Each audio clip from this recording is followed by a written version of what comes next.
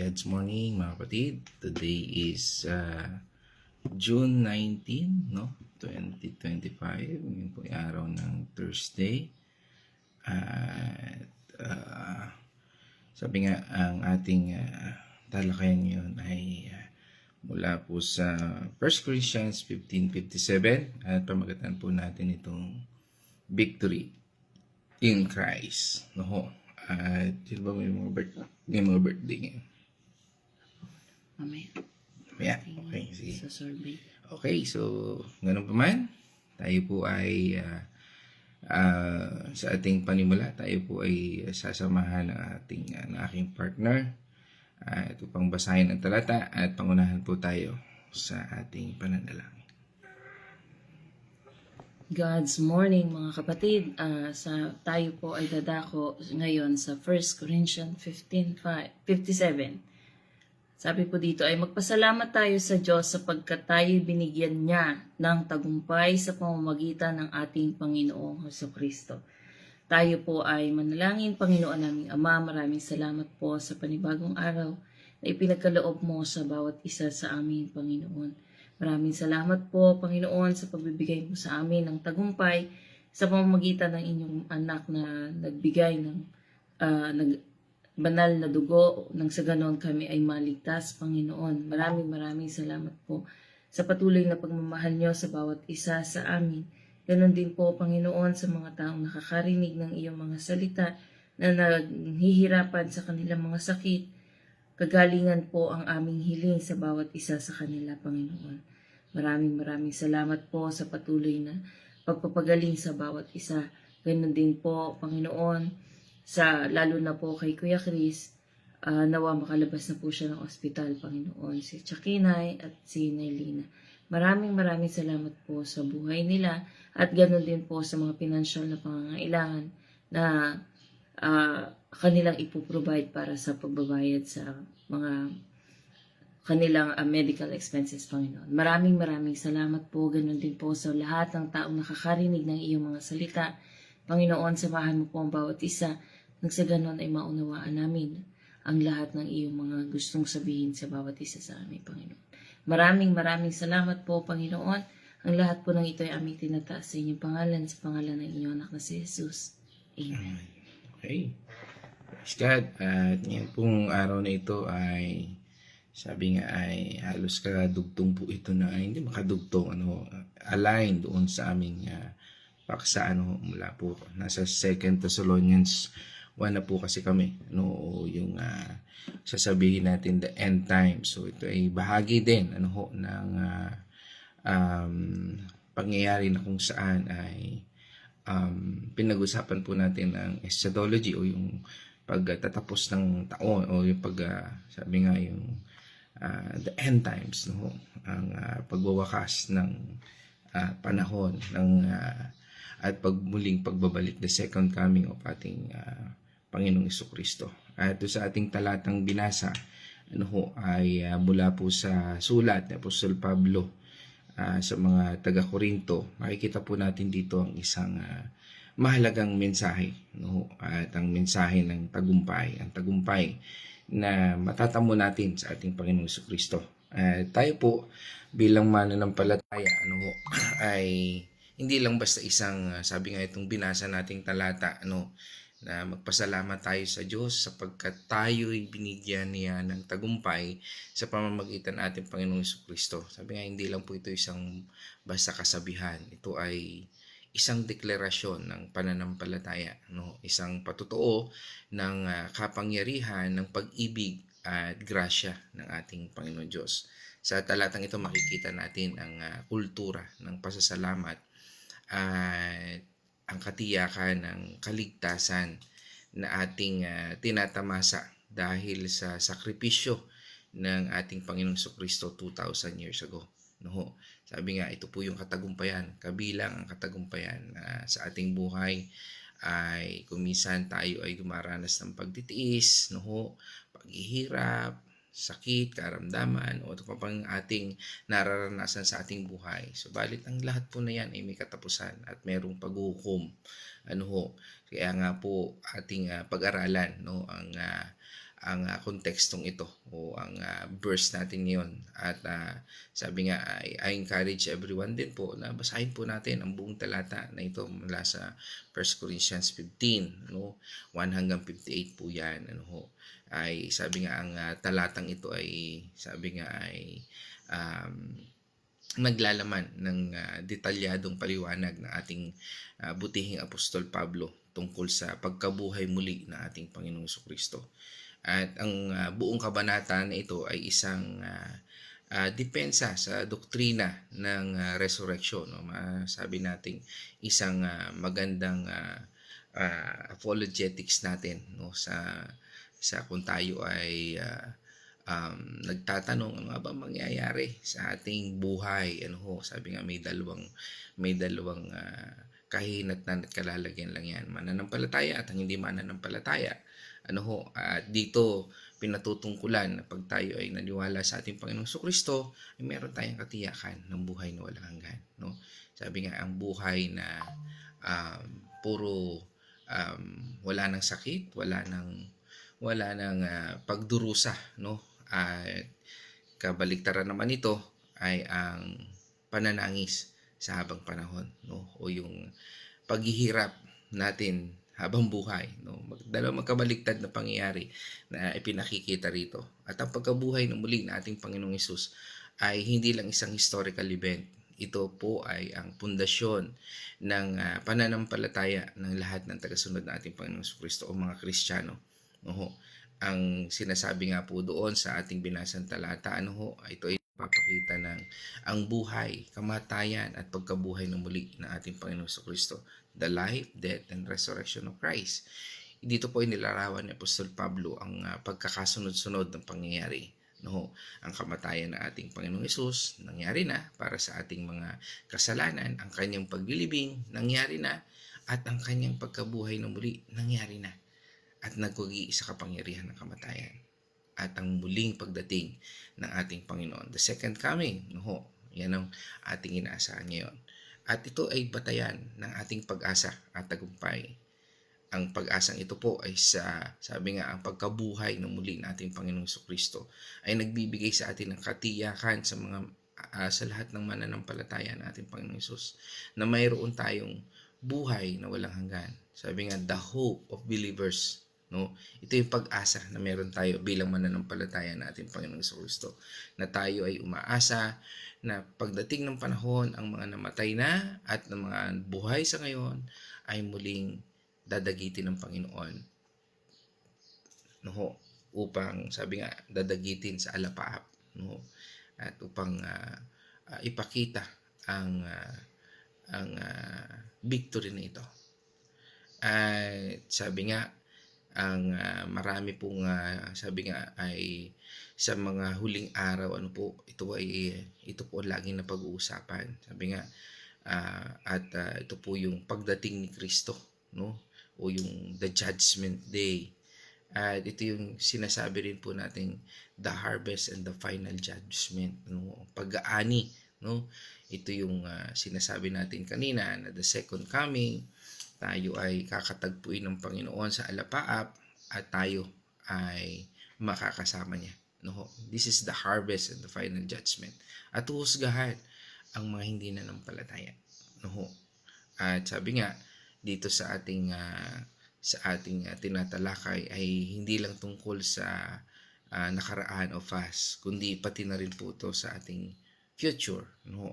Sa ating nagpapatungkol sa kahihinatnan ng ating pananampalatayang ito, ang ating panghuling tagumpay sa piling ng Diyos. At sabi nga doon sa verse na ating binasa, nabanggit po doon yung magpasalamat tayo sa Diyos. At ito po ang masasabi nating konklusyon ng buong kabanata. Kaya nga po, whatever, kung ano man yung ating circumstances, situation, give thanks to the Lord. Diba? Sabi sa atin ng 1 Thessalonians. At nagpapahayag po ito ng kapahayagan ng hindi hypocritical approach, kundi pagpapahayag ng tayo ay nagtitiwala sa plano ng Diyos. Tayo ay nagtitiwala sa future ng Diyos, na bagamat tayo ay naghihirap sa panahon na ito, tayo naman ay mayroong pag-asa na ang lahat ng ito Lahat ng paghihirap, pasakit, sakit ay may katapusan. Ito ay isang panawagan, mga kapatid, sa pasasalamat dahil sa tagumpay na ibinigay ng ating Panginoong Kristo. Kaya nga po tayo, victory in Christ, na nagsisilbing isang reminder sa ating lahat ng anuman ang ating pinagdaraanan ngayon. Maging ito man ay mahirap, masalimuot, uh, ay pansamantala lang. At ang huling tagumpay ay sa Diyos sa pamamagitan natin Panginoong Kristo at patnubay ng banal na Espiritu. Parang may pelikula niya noon na nasa akin ang huling halakhak. Pero hindi naman yung in a bad way o bad insight o yung kaisipan natin na nandoon Ang sabi nga is nasa atin ang kapayapaan ng Diyos, joy ng ating Panginoon Diyos at lahat ng kaginawahan na pinangako ng ating Panginoon Diyos. Dahil ang ating Panginoon Diyos ay mabuting Diyos. Hindi siya masamang Diyos. Yes, galit siya sa kasalanan, galit siya sa masama, dahil hindi ito magbibigay sa atin ng kabutihan. Kaya nga, ang ating pagpapasalamat sa ating Panginoon Diyos, sabi nga, ay dapat laging nangingibawa. Let us give thanks to God. Ito po ay isang panawagan ng pasasalamat na pagkilala natin sa ating Panginoon Diyos bilang pinagmulan ng lahat ng tagumpay. Hindi ito basta pagiging magalang lang, kundi nagpapakita po ng ating pagdepende sa ating Panginoon Diyos. Theologically, pinapakita po nito ang pagiging makapangyarihan ng Diyos at ang ating posisyon bilang mga tumatanggap ng kanyang biyaya. Sabi nga, ito yung mga gift sa atin. The gift of waiting, makita natin yung bunga niyan. The gift of discernment. Ibig sabihin, naghihirap man tayo ngayon, pero nadidiscern natin na may plano ang Diyos, na may gagawin ang ating Panginoon Diyos. Nahihirapan man tayo, nakikita natin ang mga bagay na ito, kaya tayo nagtsatsaga, naghihintay, at nakikita natin yung bunga. Sa tuwing ating kinukuha tinatanggap ang regalo ng ating Panginoon Diyos, sabi nga ito yung namumunga. Ano po yung mga regalo yan? The wisdom, knowledge, faith na yan, speaking in tongues na yan, discernment, at pagpapahayag dun sa, that is all the gifts na binigay sa atin ng Panginoon to edify God, upang maranasan natin siya, upang makita natin ang kanyang bunga, at ito yung nagbubunga sa buhay natin. At ito ang tagumpay natin. Sabi nga, hindi ito yung ating dahil sa ating sariling kakayahan o dahil ito yung ating karapat-dapat tayo. Hindi po. It is a gift of God na tinanggap natin sa Kanya. Kaya nagbubunga ito ng mabuti. At sabi nga sa atin, Ephesians 2 verse 8 and 9. Sapagkat dahil sa kagandahang loob ng Diyos, tayo ay naligtas sa pamamagitan ng pananampalataya at ang kaligtasang ito ay kaloob ng Diyos at hindi sa pamamagitan ng inyong sarili. 9. Hindi ito bunga ng inyong mga gawa, kaya't walang dapat ipagmalaki ang sinuman. Sabi nga, halos araw-araw na nating nababanggit ang Ephesians 2:8-9. Napakasarap balik-balikan at magpaalala sa buhay natin na ang kaloob ng Panginoon sa atin ay hindi galing sa atin, kundi mismong pagtanggap natin sa kabutihan ng Diyos. Kaya natin nagagawa ang mga kaloob na yan. Hindi natin ito nakakamit sa pamamagitan ng pagsunod sa batas o mabubuting gawa.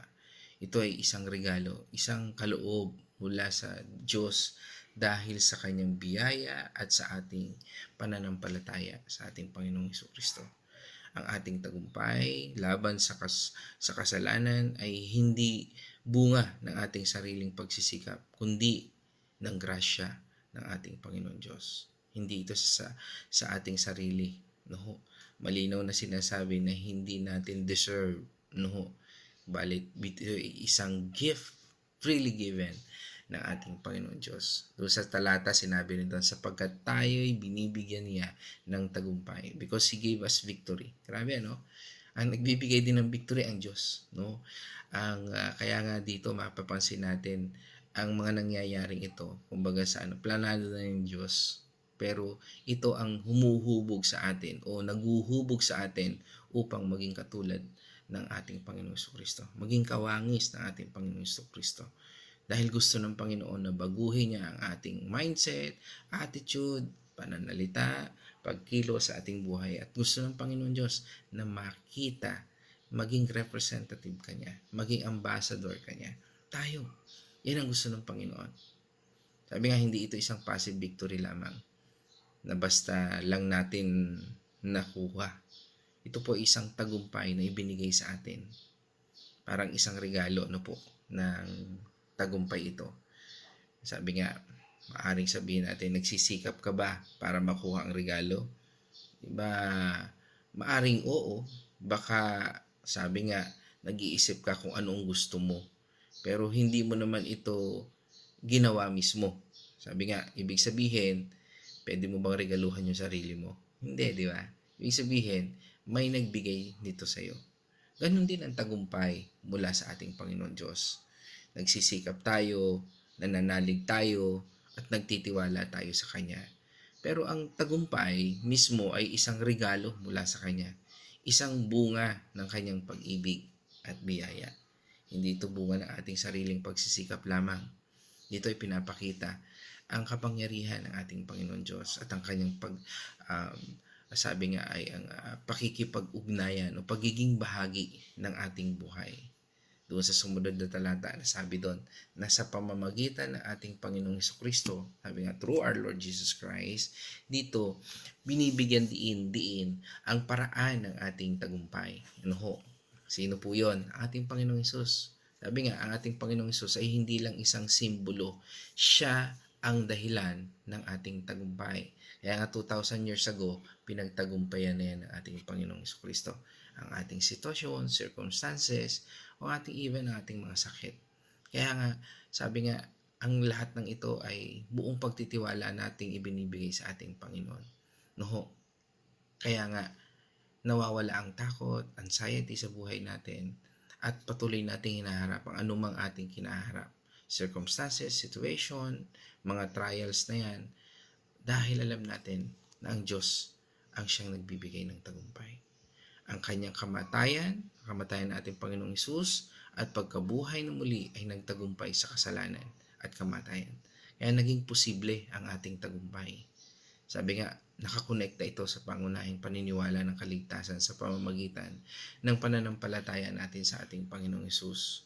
Ito po ang, sabi nga, ito po ay masasabi natin doon po sa mga unang bahagi ng talata ng 1 Corinthians, no? Pag binasa po natin yan mula verse 1 hanggang 56 at 58, ito po ay nakakonekta sa pagkabuhay na muli ng ating Panginoong Jesucristo. Pinakita rito ang isang detalyado ng pangyayari, no? Isang revelation from our Lord sa kay Apostol Pablo ng na ang krus, ang pagkabuhay na muli. Ito po ay ang epekto sa mga bawat mananampalataya. Ang ating tagumpay laban sa kasalanan at kamatayan ay direktang konektado sa tagumpay ng ating Panginoong Jesucristo. Kaya ang buhay natin ito ay nababago, binabago sa pamamagitan ng paniniwala natin na si Kristo ang ating Panginoon at tagapagligtas, sa pamamagitan ng ating Diyos Ama na ipinagkaloob sa atin ang ating Panginoong Jesucristo, at dito nakikita natin ang bunga ng Banal na Espiritu sa pagbabago ng ating pananaw, pag-iisip, pag-uugali at ating pagkilos. Sabi nga, ito ay nagpapatungkol sa pakikipaglaban natin or yung sinasabi nating spiritual warfare. Bagamat hindi direktang sinabi sa talata ang konsepto ng pakikipaglaban sa espiritu, ito po ay nagpapahiwatig na ang tagumpay ay hindi lang sa mga pisikal na hamon, kundi pati na rin sa mga espiritual na kapangyarihan ng kadiliman. Kaya nga minsan, di ba, naiisip natin, minsan pag tayo dumadaan sa mga circumstances, situation na hindi natin talaga parang kaya, minsan, di ba, tayo parang tila ba naiisip natin, Lord, bakit mo ako pinabayaan? No? Hindi po ganon.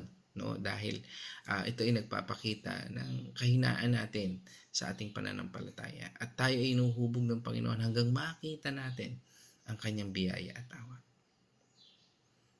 Dahil tinitiyak ng ating Panginoon Diyos ang kaligtasan ng bawat isa sa atin. Sabi nga, kumapit lamang tayo. Ito po ay nagbibigay na sa ating pananampalataya ng isang matibay na katiyakan. Hindi ito pangako lang, na madaling ng madaling buhay, kundi pangako ng panghuling tagumpay laban sa pinakamalaking kaaway. Ano po 'yon? Ang kamatayan. Sabi nga, hindi natin maiiwasan ito kung hindi pa darating ating Panginoon.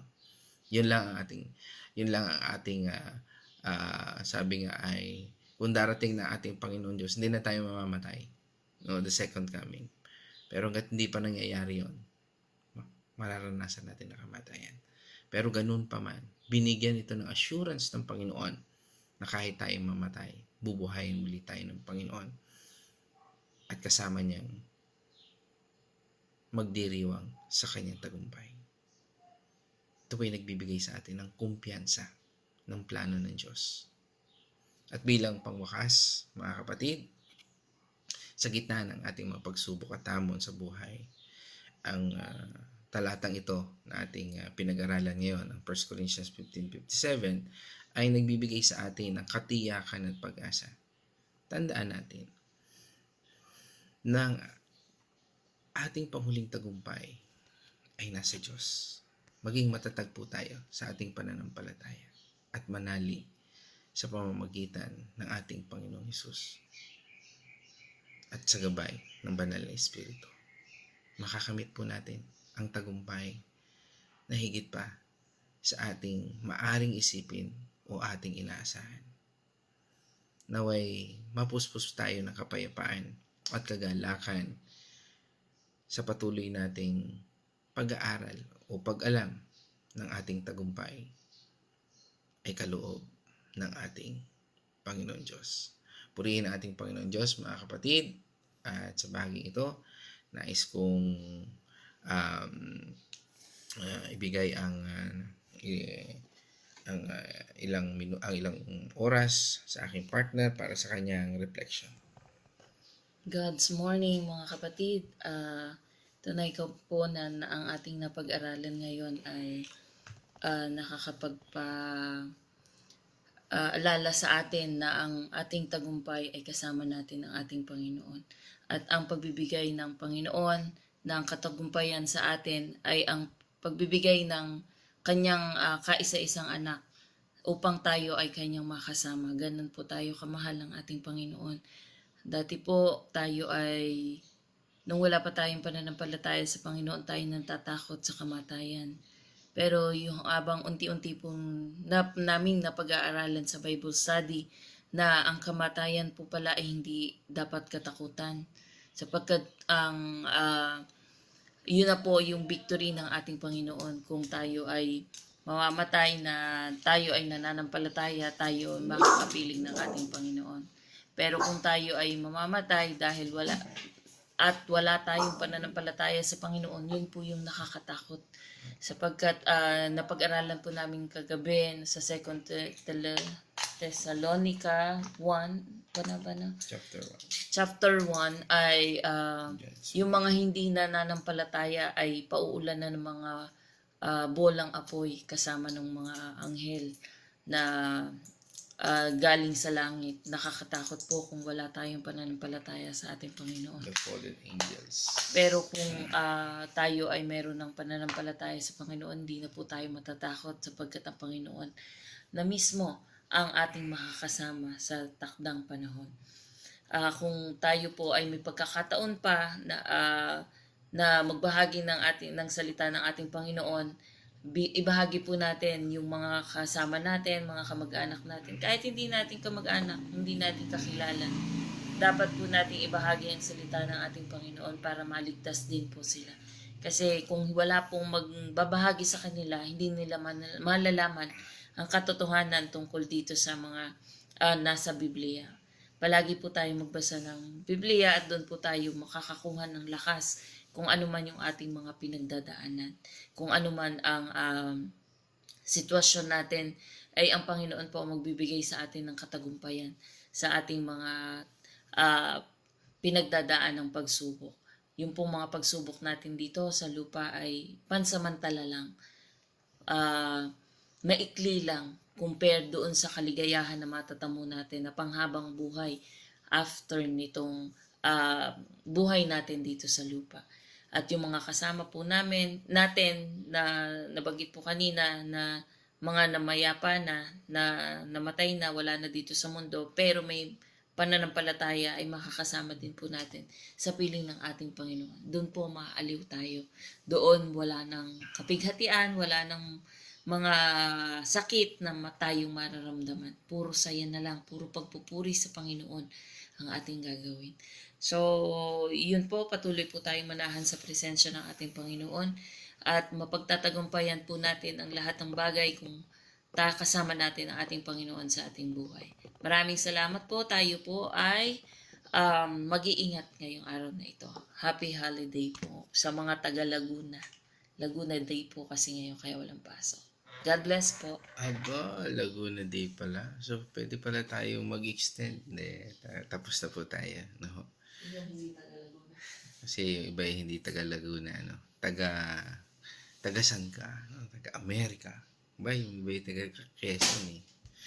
Okay, so purihin ating Panginoon Diyos at ngayon naman ay atin pong batiin ang mga angkan ng ating lahi at ay tutungo naman po tayo ngayon sa pasasalamat sa pakikiisa ng angkan ng Arosena, no, diyan sa bayan ng Liliw na pinangunahan ni Nanay Edna, no, at ganun din sa angkan ni Ate Cindy diyan sa Pampanga. Okay, at syempre ang aming Kuya Chris, no, na kahit nasa ospital ang kanyang buong, sabi nga ay binabati natin ang kanyang buong angkan ng Arteliaga silang ang angkan ng aking Kuya Chris, no. Pagaling ka, Kuya Chris, at isang naway makalabas na, nauna, sabi nga, no.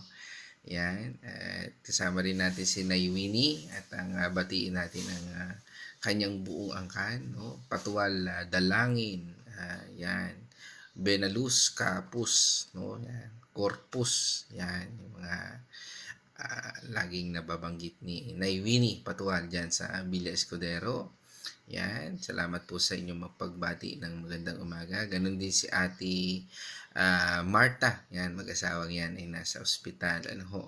At ingat po tayo dyan at patuloy na manalig sa ating Panginoon. At salamat sa mga taong ginagamit, no, para sa provision, no, diyan sa gamutan na yan ng Kuya Chris. Yan, salamat sa mga taong ito, no. Yan, kila Ate Kakay, no, at iba pang mga tao. Yan.